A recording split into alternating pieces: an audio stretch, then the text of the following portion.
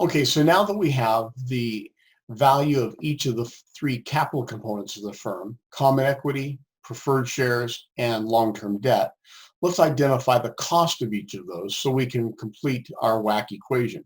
Because we're going to take each of those values of the capital components to create our weights, and then we have to interact them with our costs.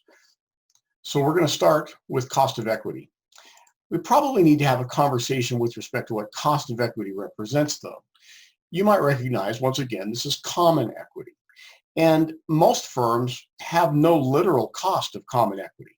At the point that they issue equity shares, common shares to the investing public, unless they're going to pay them a dividend, and that's a choice, they're certainly not obligated to do so, but unless they're going to pay them a dividend, then there is never an actual cost that they bear. So this is purely an opportunity cost. Well, what's the opportunity cost here? Think about it for a moment.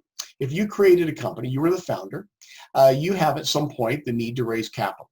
You can either raise capital by going to the debt markets and borrowing money at 5, 6, 8, 10%, or you can raise money through equity capital.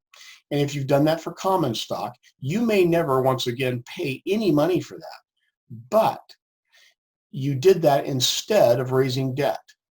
You have to think to yourself, is there a cost for you? Well, of course there's a cost for you. Let's assume that you had chosen, instead of going ahead and raising equity, you'd chosen to raise debt. And if you raise debt, let's say your company raised $3 million in debt. You now have, let's say, the $1 million you originally invested in the company on your own. You have the $3 million you've borrowed from banks, so a $4 million total capital investment. And now, years later, years after having done this, the company's worth $20 million. So you put $4 million into it. It's now worth 20. Well, that's not insignificant. You could have enjoyed then for yourself all the value of that increased equity, because over that period of time you can simply pay off the debt if you'd like to at whatever its interest rate is, and now the entirety of that $20 million asset is yours. You have no other encumbrances on it. And so your $1 million became $20 million, and over whatever number of years we're dealing with, we can calculate a rate of return that you would have received yourself. By contrast, let's assume instead of doing that, you had your $1 million of initial capital investment in the company, and you needed to raise another $3 million, so you raised it in the equity markets. And in doing so, let's say you gave away half of the company. That wouldn't be at all surprising, by the way. You gave away half of the company. Well, now, once again, with that $3 million capital investment, you then, over a period of years, operate the company such that it's worth $20 million. But instead of you having started with your $1 million and have your asset and your ownership interest in it be worth $20 million, as it did in the debt example, your ownership in this is only $10 million. So you get some return, but what you give up is the return you could have gotten had you simply chosen a different form of capitalization. And when we think about common equity, there's actually three different ways to think about common equity. The first way is the way that I will say is our preferred method, and that's utilizing the capital asset pricing model, CAPM, capital asset pricing model equation. A second best version would use a Gordon growth or dividend yield model equation, and we know through the Modigliani and Miller theorems that this would be synonymous with a return or cost of equity, but only under certain conditions. And one of those conditions is the firm would actually be having to pay a dividend. Well, some firms pay them and some don't. So we're going to defer to the capital asset pricing model, and that equation is the cost of equity. Remember, cost and return are synonymous here. So RE, or the cost of equity, is equal to RF plus beta times RM minus RF. Well, what the heck do RF, beta, RM represent? RF is the risk-free rate of return. Beta is some volatility adjustment factor. It's actually a standard deviation of this stock's price compared to the mean. And then RM is the average return, the average cost for stock in the market for our type of company. Let's assume for a moment that we're a shoe manufacturer. So RM would be the average return for common stocks in the shoe manufacturing industry. RF, again, is a risk-free rate of return. Well, what's a risk-free rate? Well, I think we can pretty realistically say that investments made in U.S. Treasuries of any type are risk-free. Now, you might argue that there's actually inflation risk, and I certainly wouldn't disagree with you. But for all practical purposes, if you make a $1,000 or $1 million investment into U.S. Treasuries, bills, bonds, or notes, you have a certainty that you're going to get your investment back. When you get it back, it may or may not be worth what you'd like it to be because of inflation, but you're going to get your investment back. And I can say that with certainty for one very particular reason. Entities that print their own money never need to default on their obligations, period. Even when our Senate and Congress, our legislators, threaten to not raise the debt limit, we know they're going to do so, and we know that we will never actually have to default. So we will think of a treasury instrument as being risk-free on a relative basis. By the way, the rest of the world thinks that as well.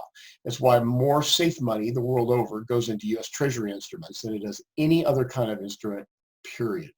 So we have a risk-free rate. That's going to be right now about 2.5%, a little bit less than. And then we're going to add that to the average industry return minus the risk-free rate, and we'll interact that with some volatility factor. Let's talk a little bit more about this second part of the term, though. So if this RF is the risk-free rate, then RM minus RF is the rate that an investor, the return an investor can expect to receive for having invested in an industry, not in a particular company in the industry, but in the industry generally. They can take that rate, which we call the equity risk premium, or the industry equity risk premium, and add it to the risk-free rate, and that's the amount that they should be able to expect to receive in returns because they've invested. You would expect to receive the risk-free rate just by venturing into investments, period. You would expect to receive the equity risk premium by having invested in a certain industry. So how do we get this to become the cost of equity for a particular company? Well, we go ahead and interact it with this. We go ahead and interact it with beta, and beta is a company specific, not industry specific, but company specific volatility index. And a beta factor of 1 means that there is the average volatility for the industry. So our stock, our company, its price volatility is average for the industry it's in, and we call that average 1. If it's more volatile, then it's greater than 1. If it's less volatile, then it's less than 1. So a beta of 1.2 would represent a company's volatility that is greater than the average of the industry that it's in this case by a factor of 0.1 or 10%. When we go ahead and add all this up, we then get cost of equity. So let's go to the next slide and do this. So I've just gone through and discussed everything that I referenced for you just a moment ago. I said that the risk-free return is going to be a U.S. Treasury, and I tend to use either a 2-year or a 2-year, either a 2-year or a 10-year rate when I'm looking at those. So a 2-year Treasury or a 10-year Treasury. There's precious little difference in those rates.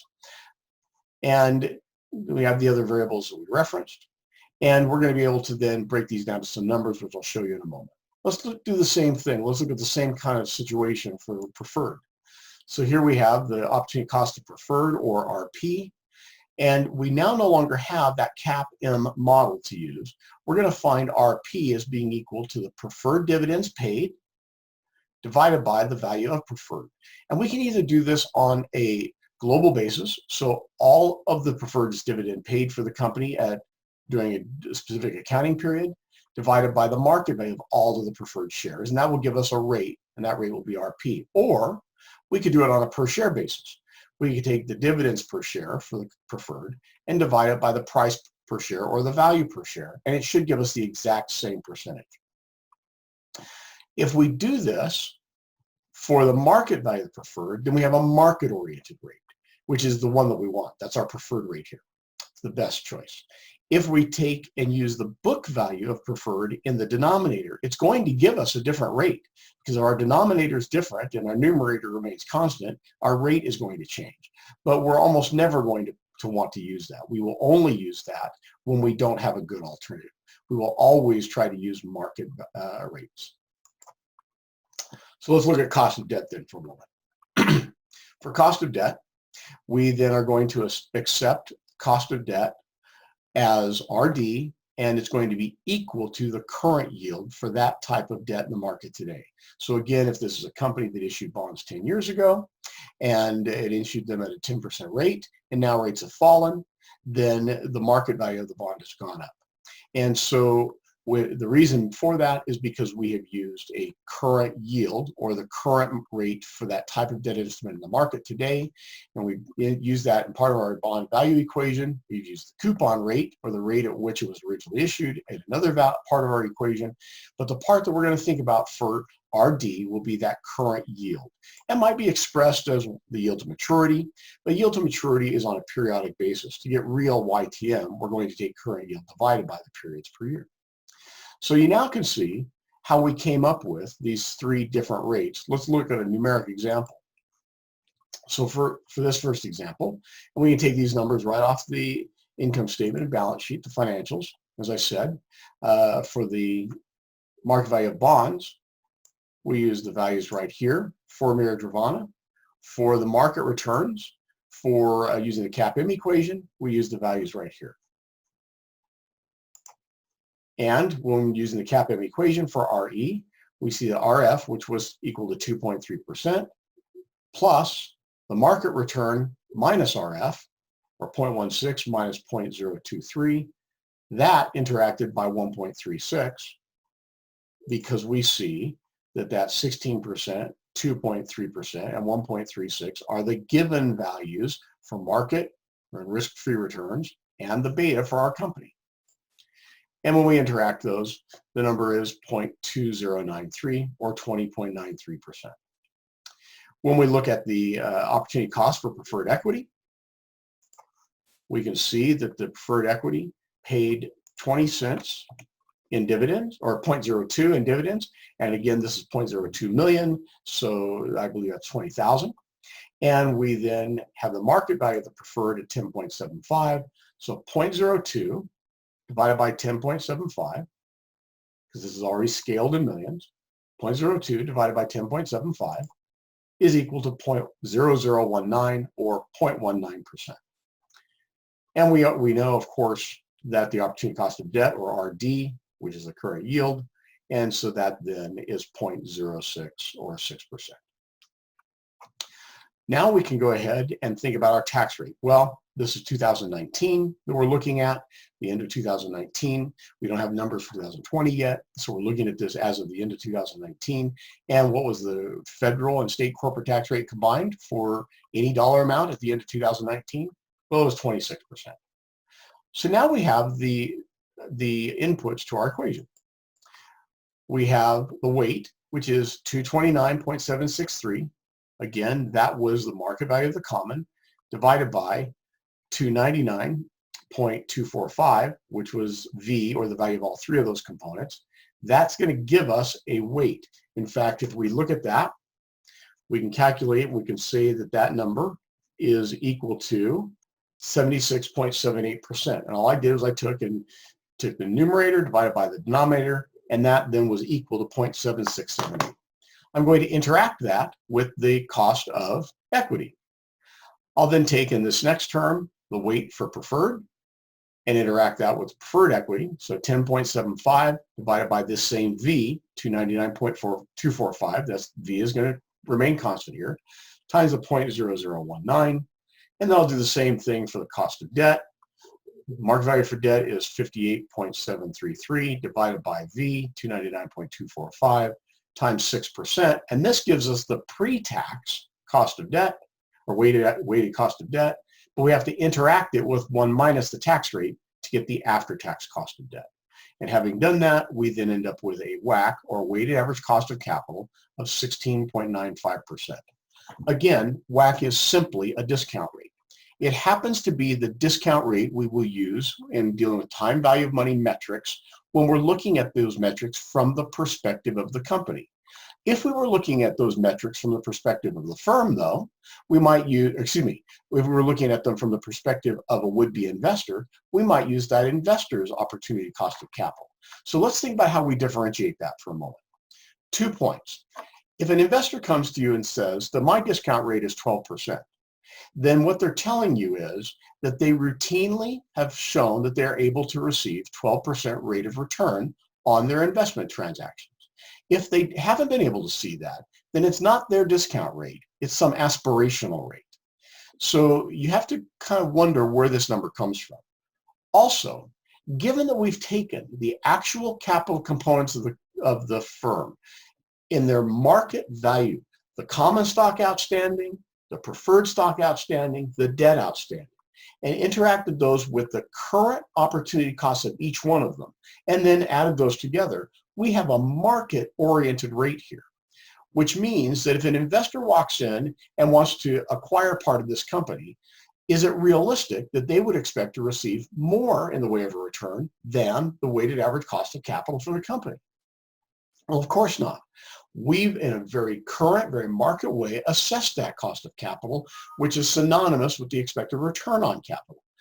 Well, we would expect investors to want a slightly greater return than cost, because as we know, they want a little bit of economic profit. Remember, return minus cost is going to be equal to economic profit for us, and multiplied by whatever the invested capital that an investor might have. So they want a little bit of positive economic profit. And a zero economic profit doesn't mean that you didn't earn anything. It means you earned exactly the rate that was cost being equal to the to return. So it's not that you returned nothing, it's you got your money back and you got whatever your expected return would have been, but no more. So in this case, our expected return is 16.95%. If an investor came in expecting 17% return, that'd be very reasonable. Very slight increase.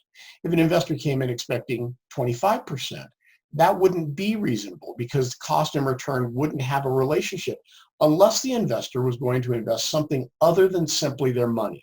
If they were going to give their relationships, if they were going to give their expertise, they were going to give some of their network effects, they were going to give their time and talent to the company, then maybe we could increase the return. And having already established the cost, if the return is greater, the cost stays constant, we then end up with a positive economic profit.